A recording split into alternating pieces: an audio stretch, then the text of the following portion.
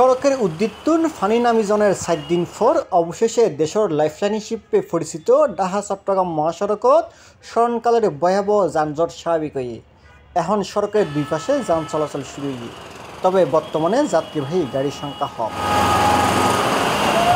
আগস্টের 26 তারিখ সোমবার সকালে নগরী অলঙ্কার মোড়ের বিভিন্ন বাস কাউন্টার ঘুরিয়ে দেখা যায় প্রত্যেক কাউন্টারিতে স্বাভাবিকের তুলনায় যাত্রী ও বাসের সংখ্যা আছিল কম। গাড়ির সংখ্যা কমনে যাত্রীসকল বিপাকত পড়ে। বোধকে এই বন্যায় পরিবারের খোঁজখবর লইতো তারা গন্তব্য যেতে চাইলেও গাড়ি নফার বলে জানাই আনারে। গাড়ি তো নাই, তারপরেও দেখতেছে যদি ডাইরেক্ট গাড়ি পাই তাহলে মনে করেন ডাইরেক্ট ব্রাহ্মণবাড়ি যাবো, আর যদি না পাই তাহলে ভাঙে যাবো আর কি। বন্যা পরিস্থিতি দেখে ফ্যামিলির আজকে 3-4 দিন খোঁজ নাই, এখন দেখতে আসছি। আমি দুবাই থেকে আসছি। না কোনো প্ল্যান নাই, হঠাৎ করে আসছি আমরা। খোঁজখবর আজকে 6 দিন কোনো খোঁজখবর নাই, এই জন্য আসছি আর কি। এনে শুনতেছি আছে, ভালো আছে, বস এটাই।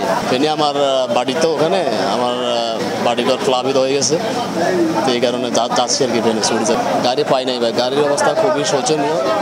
এখানে কোনো গাড়ি নেই, ঢাকা পর্যন্ত গাড়ি আছে, ফেনী পর্যন্ত যাত্রী নেওয়া হচ্ছে না, আর গাড়ি অ্যাভেলেবেল নাই এখানে। ঢাকা চট্টগ্রাম মহাসড়কত যাত্রীবাহী গাড়ি চলাচল স্বাভাবিকের বিষয়ে বাস কাউন্টারের সংশ্লিষ্ট সকল জানাই এখন মোটামুটি স্বাভাবিক আছে। গতকাল থেকে গাড়ি যাচ্ছে, তবে গাড়ি খুবই দীর্ঘতি। রাস্তায় প্রচণ্ড যানজট আছে। ফেনীতে আপনার রাস্তা ভেঙে যাওয়ার কারণে এক লাইন হয়ে গাড়ি চলতেছে। ঢাকা থেকে আসার সময় কুমিল্লা থেকে ফেনী পর্যন্ত প্রচণ্ড জ্যাম। যাত্রী চাহিদা আছে, কিন্তু আমাদের ওই চাহিদা অনুযায়ী গাড়ি শর্ট। ওই দিক থেকে যে গাড়িগুলো গেছে ঢাকা কুমিল্লাতে আটকে আছে, এই গাড়িগুলো আসতে পারতেছে না। ওইটা কি চট্টগ্রামের ফেনীর স্মরণকালের ভয়াবহ বন্যার কারণে 7 দিন ধরেই ঢাকা চিটাং মহাসড়ক হাজত অচল আছিল। মিরসরাইতুন ফেনী সদরের লালফুল পর্যন্ত প্রায় 30 কিলোমিটারের শত শত যানবাহন আটকে আছিল।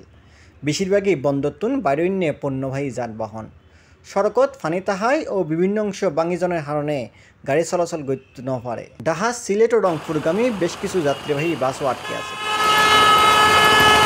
জামিউল ইসলাম মামুন, C+ TV, চট্টগ্রাম।